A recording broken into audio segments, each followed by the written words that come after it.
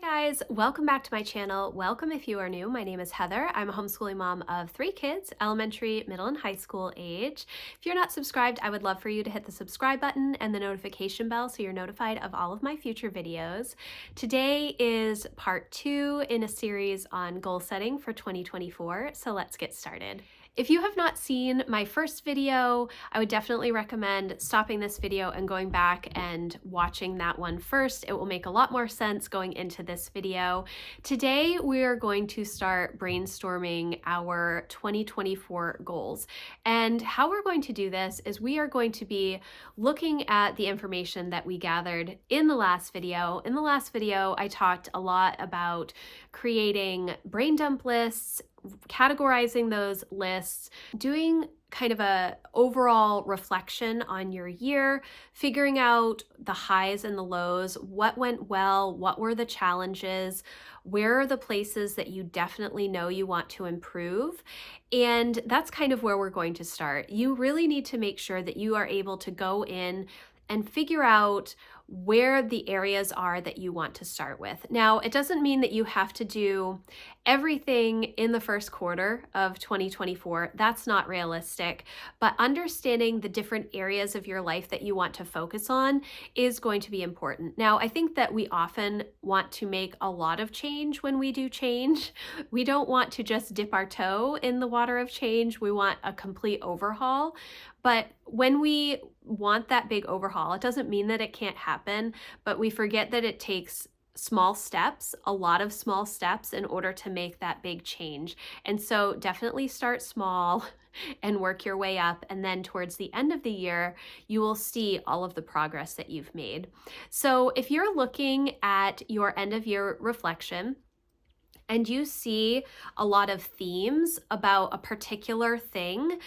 For instance, in my reflection, I saw a lot of wanting to simplify and wanting to make sure that I am not spending as much time taking care of things as I am taking care of people, if that makes sense. What I mean by that is I want that deep connection.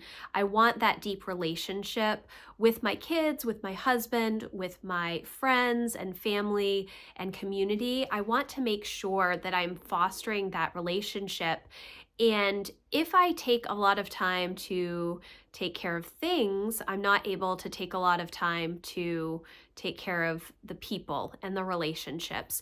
And so simplify has been something that has been definitely coming out a lot through my prep work, through my journaling, through my brain dump lists, going through the quick start guide from Cultivate What Matters that I got, and I went through and I highlighted all of the things that I found really valuable. And so what I'm doing now is I am starting to brainstorm the different goal ideas for 2024. In my last video, I did talk about how I kind of view goals as always growing. There's never a really done part of my goals. When I think about growing my relationships, those are never done. I'm never done being a parent. I'm never done being a friend. I'm never done being a wife or, making sure that I'm growing my relationship with God and my faith. Those are not goals that have an endpoint to me. And so I think that's where the SMART acronym kind of bothers me because I don't think of the goals that way. And because of that, I really like that Cultivate What Matters came out with this Bloom acronym. It's a little bit gentler to me than the SMART acronym. And so Bloom stands for break down your goals into specific actionable steps. Little by little, make consistent progress on your goals by making them achievable. On purpose, align your goals with who you want to be and what matters most to you so that you can spend your time with intention, which again is what I talked about last time, just really focusing on relationships and that being my most important thing, my why behind my goals. Very, very important. On a schedule, give your action steps and goals a due date. It's okay to grow slow and it's also okay to have urgency around things that matter. And then measurable, name an endpoint for your goals so that you know when you've accomplished it. So within my goal areas, those big picture goals, there are definitely projects involved that have an endpoint. but I don't look at it as a goal. I look at it as a project to make progress on my goal. So it's a little bit of a different language. It's a little bit of a different way of wording things, but it really resonates with me, and so I hope that it also resonates with you.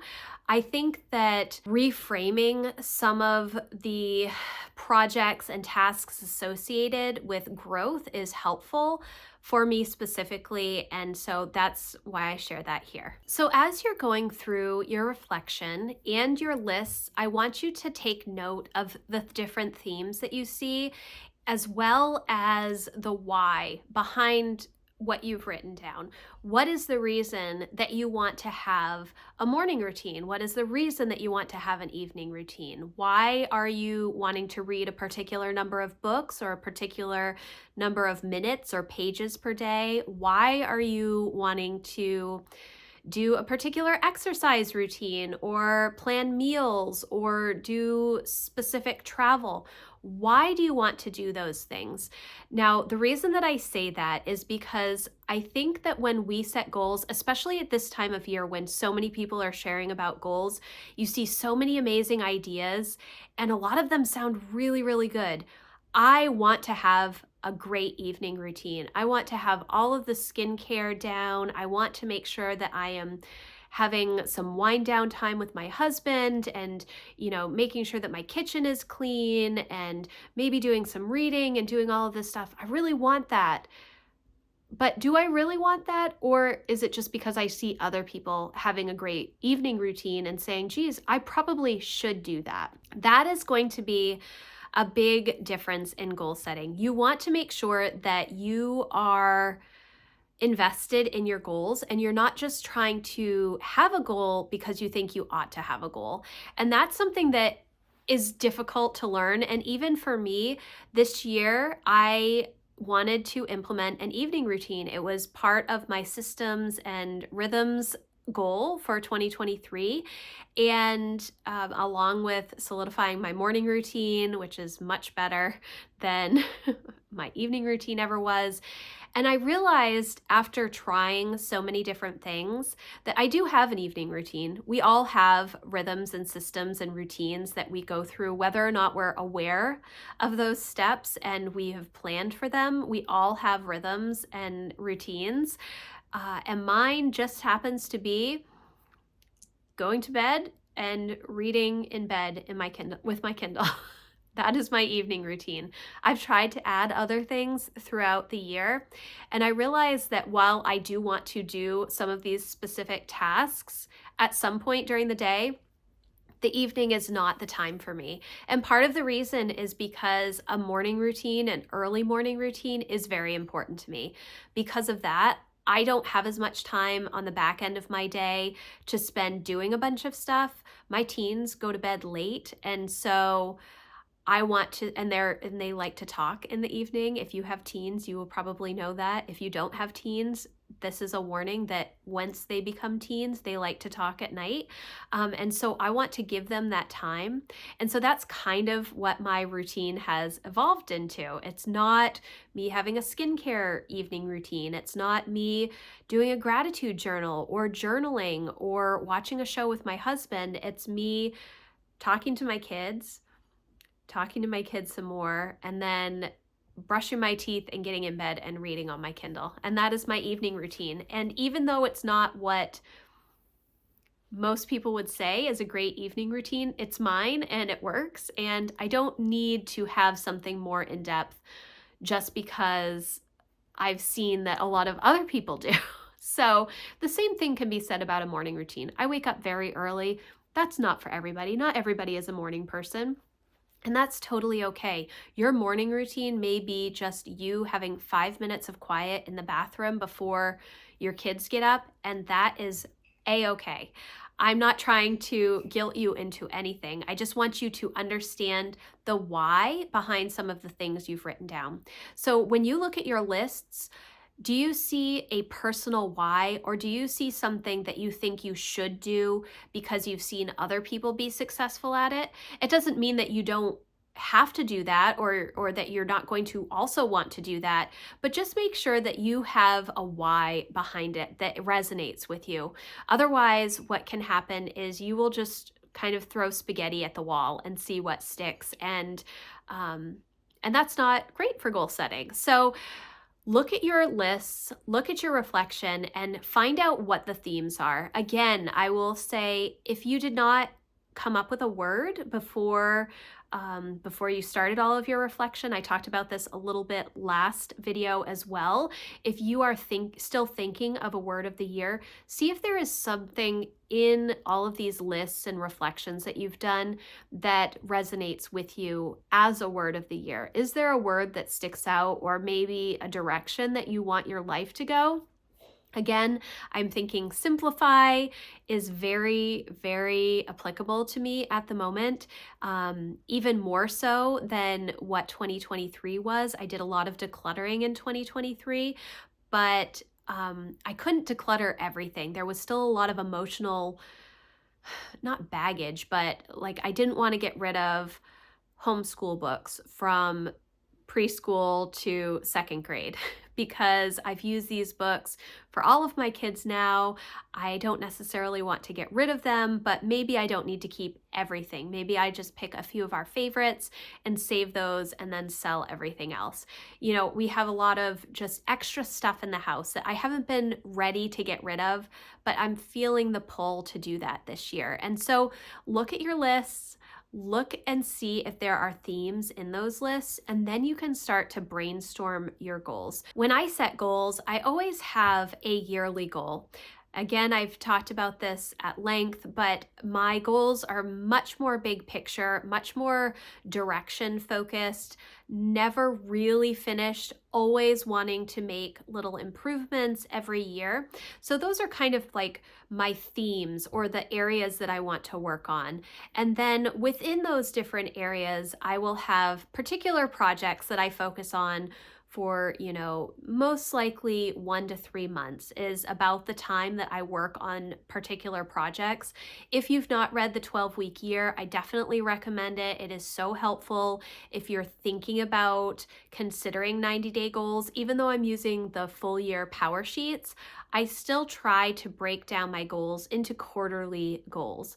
I think that it's more manageable and you see progress faster. It also gives you that sense of urgency to make progress instead of saying, oh, well, I want to do X, but it doesn't really need to be done until like October, November. So I can wait. I don't need to think about that at all. Whereas when you're thinking about quarterly goals, you say, okay, well, I only have 3 months. So what can I get done in these 3 months?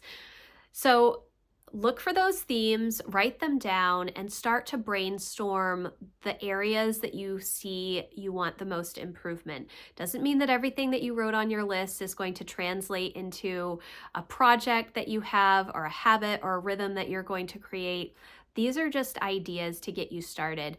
I want you to go through and brainstorm in the different CLE categories or the categories that you've come up with for yourself and kind of figure out what is the most important. Look at your lists and see what is the number one thing that I really want to do in this area. Is it something that can be done sooner? Is it something that can't be done? If I talk about, oh, I want to do some outside projects, well, those projects are definitely not going to be done right now. Our ground is frozen and we have snow. So I know that if it's an outside project, most likely it's not something that I'm going to deal with until June.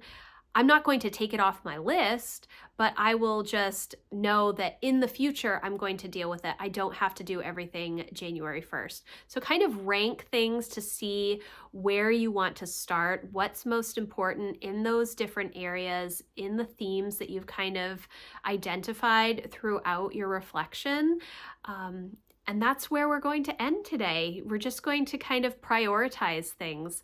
I hope that this was helpful for you. If you want to come over and see my live streams about goal setting, we do still have one more next week. I would love for you to come join us live. I will leave a link in the description box. Of course, the replays are always available. I do weekly live streams in my membership community anyways, where we do a co-working live stream, using the Pomodoro technique, 25 minutes of focus work followed by a 5-minute break. It's very helpful for me to have that dedicated time and the accountability with my members. So I would love for you to come over and check us out if you are interested. That link will be in the description box. If you have any questions about anything that I talked about today, or you have questions about last week's video, please let me know. You can leave me a comment or you can email me. My contact form is always in the description box. Again, if you like this video, please give it a thumbs up and I will see you in the next one. Thanks, guys. Bye.